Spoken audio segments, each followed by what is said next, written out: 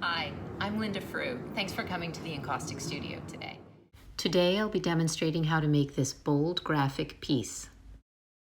Encaustic is a combination of 80% natural beeswax and 20% damar resin. To this medium we add pigments to create different colors that we keep at roughly 190 degrees Fahrenheit on an electric palette. We apply it in layers to a wooden base in a cross between painting and sculpting. A couple of safety tips before we begin. First of all, keep a fire extinguisher nearby. If you use an open flame to fuse, which I will demonstrate, you're going to want to have that. Second, always be careful when you're carrying your loaded brush. You don't want to spatter it around or drip it on your hand. Finally, when you're using a fusing tool, either a heat gun or a torch, just be aware of where you set them down. Get in the habit of always putting it down in the same spot so that you don't accidentally swipe it with your arm, potentially hit a hot spot. Okay, that's it. Let's get started. First, we're going to learn how to lay down a smooth base layer of encaustic medium. Starting with a base of the untinted encaustic medium, lift the brush out and just gently tap off the excess. You want to make sure that there's still enough medium on the brush to get a smooth layer as you draw the brush across the surface. Reload the brush with fresh medium after every 1 or 2 passes. Apply a second layer crosswise to the first layer, using any extra on your brush to fill little gaps.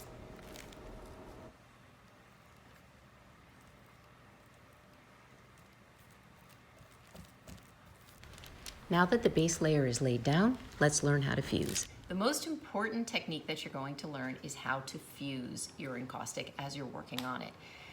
Each time you lay down a new layer of encaustic, you need to fuse it to the prior layers using heat.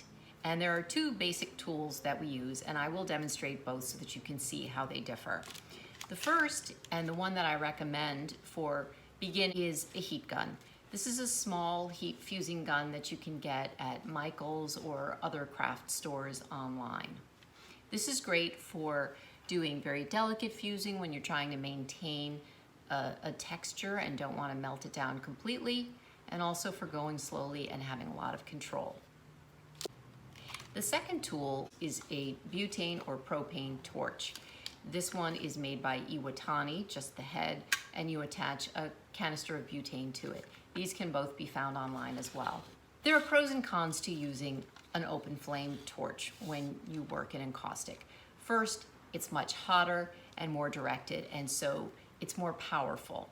I tend to use it when I'm working on larger pieces and when I want a really good fuse where I completely melt the wax so that it is fully liquid and seeping into the wooden surface that we'll be working on. Using my Butane torch, I start to run a gentle flame over the surface of the encaustic wax, constantly moving the torch so that I don't create a hot spot. As the torch moves across the surface, the wax will begin to shine as it slightly melts. You don't want to stay in one spot for too long or you'll create a puddle and possibly even burn through. As the flame moves across the surface, you'll begin to see the encaustic medium become translucent and settle into a smooth layer.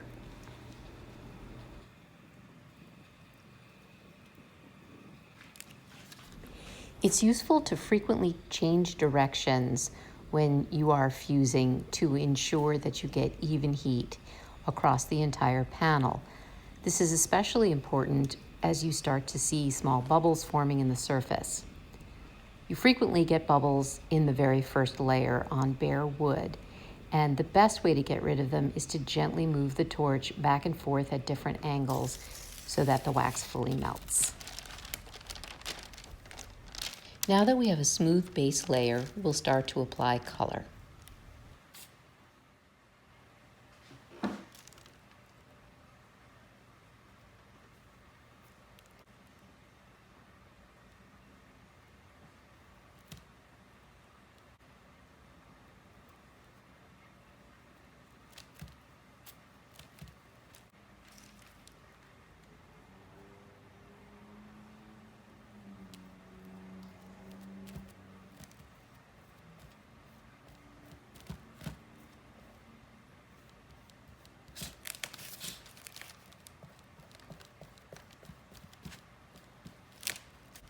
I'm going to overlay the translucent blue with some fairly opaque pale green encaustic so that when I fuse them together, I get a nice marbled effect.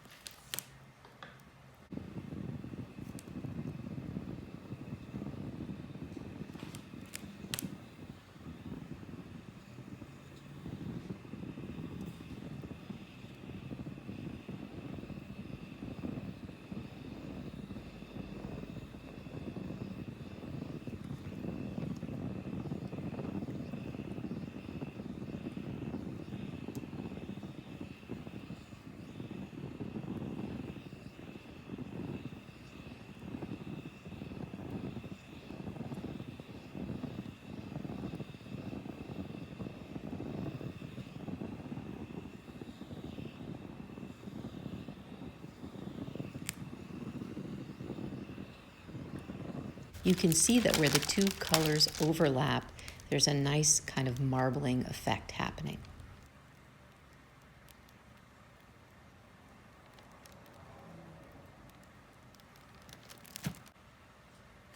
Now, in order to build some texture on the surface, I'm going to use a dry brush technique called accretion.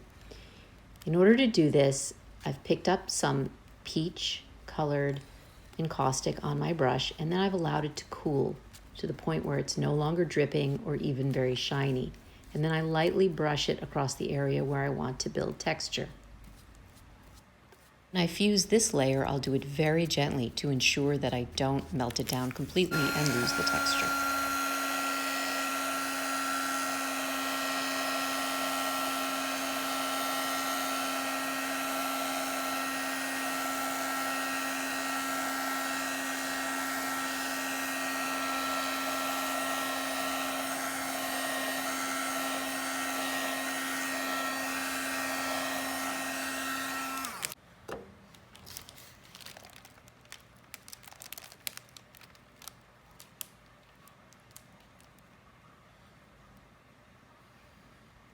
Another technique that's going to be very important as you're working is scraping and carving. So I'd like to show you a couple of the tools that I use most often.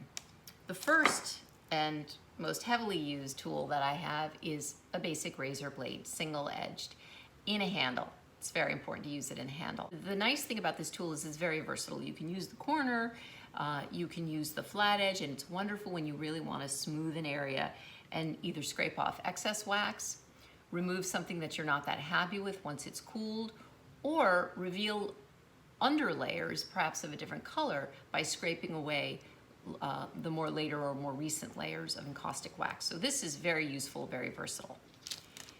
Another tool that I use quite often is a basic clay scraper. You can get these, as you probably know, in many sizes and shapes. And what's nice about this is that it's not as sharp as a razor, and you can use it to scrape along a surface in very specific areas if you want to get in and carve around an area to create more of a relief, or if you've accidentally dripped some wax on the surface as you're moving your brush across and you want to remove it, you wait for it to cool, and I highly recommend this because you can work in a very specific way with it.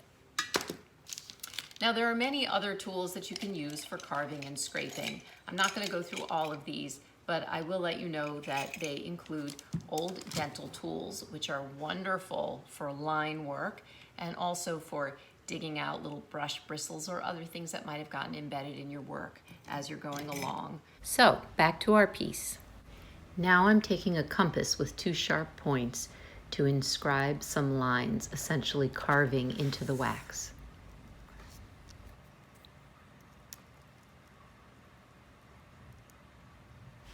It's best to allow the wax to cool somewhat before starting to carve into it. As you can see, it's possible to slip and make mistakes. Fortunately, the wax is still soft enough that I can go back in with a tool and correct some of that.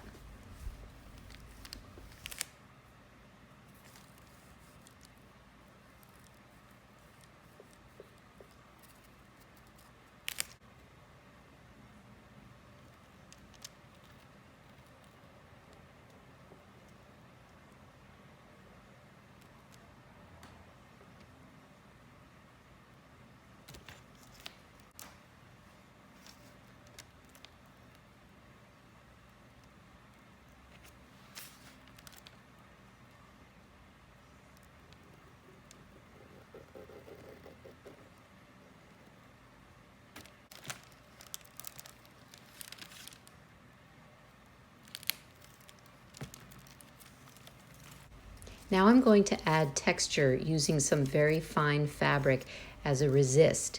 This is a favorite technique of mine. You apply just a little bit of a contrasting color over the fabric, and then we'll take our fusing gun and very gently do a very light, quick fuse, trying not to melt all the wax or have the fabric become embedded in the layers before.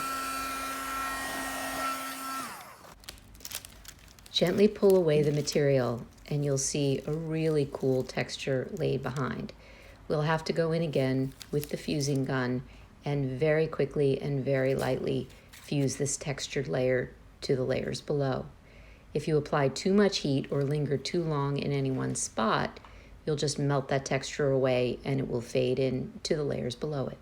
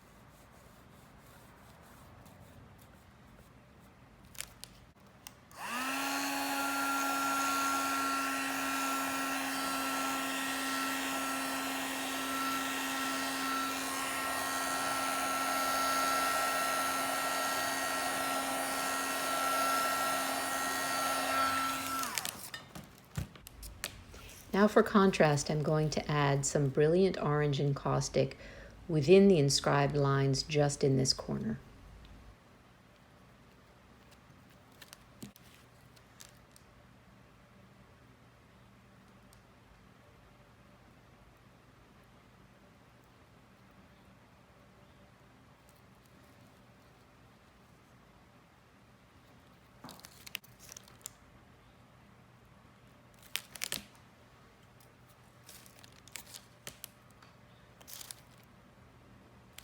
After cleaning up some dust specks, I am going to use my open flame torch to fuse the orange area.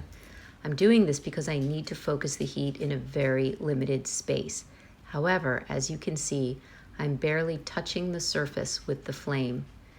I have the heat source very low and I'm almost just kissing the surface and passing back and forth quickly, just until the wax is fused and smooth.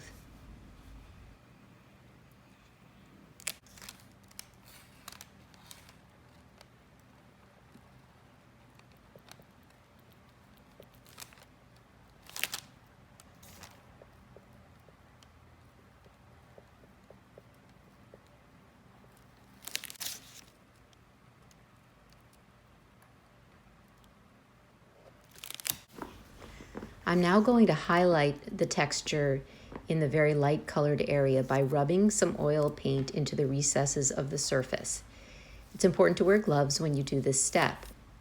You gently rub the oil paint across the textured area that you want to highlight until it's pretty fully covered, making sure that the paint has gone into the little dents and dips in the surface.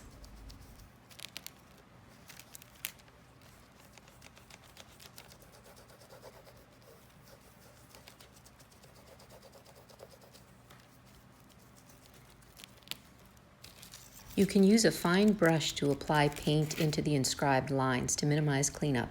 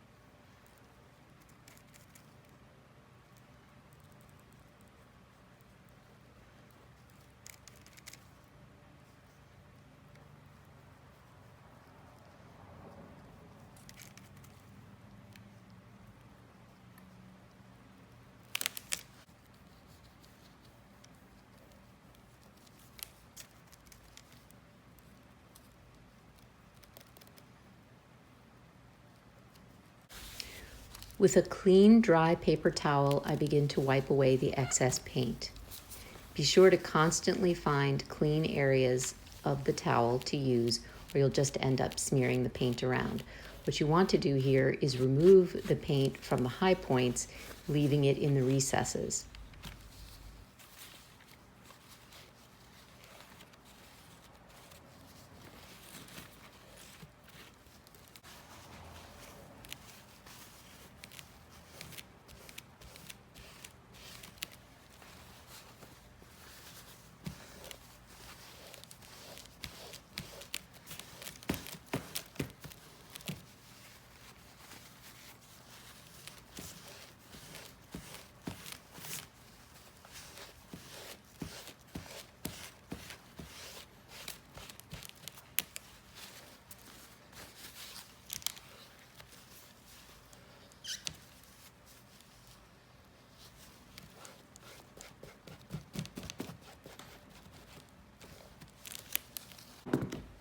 Since there's still a little too much of the turquoise oil paint spread on the surface, I'm going to use some mineral oil, again on a clean paper towel, to wipe away the excess.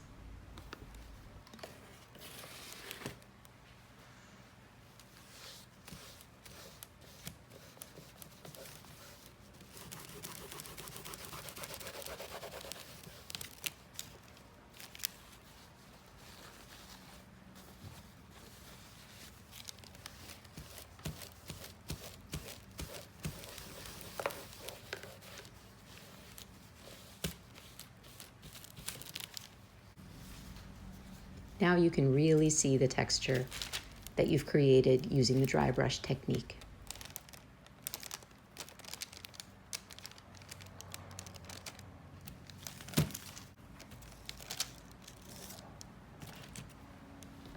Some people like the look of drips on the sides of their panels and like to leave them there.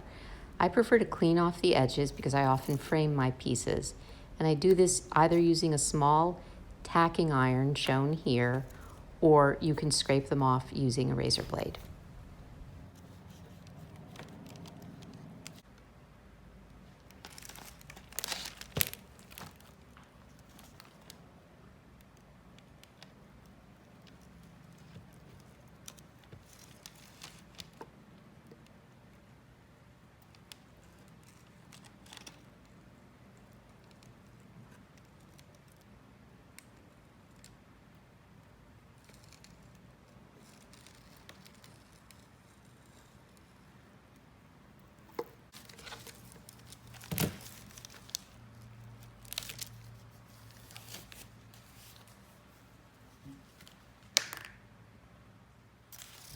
Now for a final wipe with a paper towel and a little bit of alcohol to remove any smudges left from the oil paint and mineral oil. Once the piece has fully cooled overnight, I'll take a soft, dry cloth and buff it to a high shine.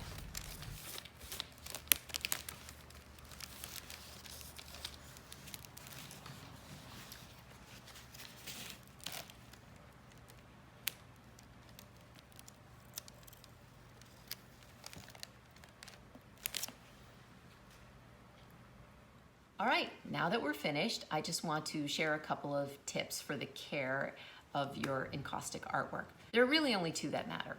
First, don't hang your encaustic work in direct sunlight. I'm in Southern California. I hang my work in very bright rooms. Sunlight and even heat, if it gets to be 85, 90, 100 degrees outside or even in your room, it's not a problem for the encaustic.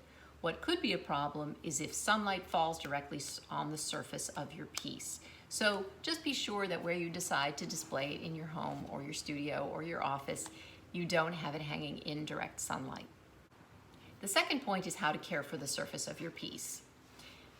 The piece is completed as it is and doesn't require any kind of sealer or absolutely doesn't need to be behind glass. In fact, that would kind of obscure the beauty of the textured surface. But as your piece cures, and that takes about 6 months from when you make it, there's a natural phenomenon called bloom. And what bloom is it's the appearance of a slightly dusty surface. This is, again, natural as the wax cures. and it's simple to remove. I'll be using this already cooled piece, similar to the one we just made, to show you how to remove the bloom. As you can see, there's some shine, but there are some dull areas, particularly here in the orange. Take a soft, lint-free cloth and gently begin to buff the surface of your fully cooled piece in circular motions.